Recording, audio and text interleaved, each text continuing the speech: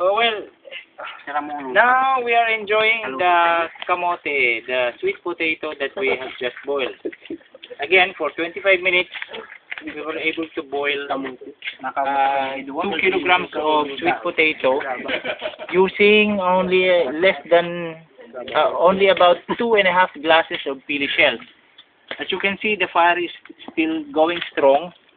It has been burning already for the past 1 hour and 7 minutes, and we spent about 80% of the pili shells already. So I think it will go as long as maybe 1.5 hours.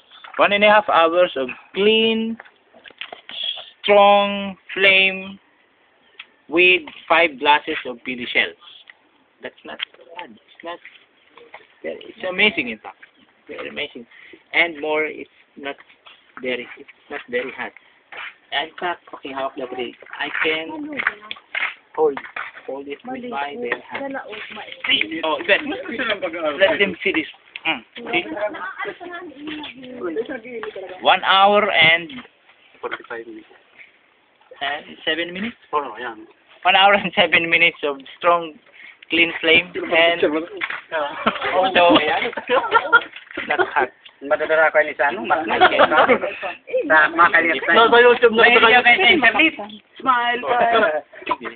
Dinaling-laring ni Okay. Palakpakan man daw po namin dyan. Yeah! Ramono nini, nakamuti. I didn't like to memorize. This is potato.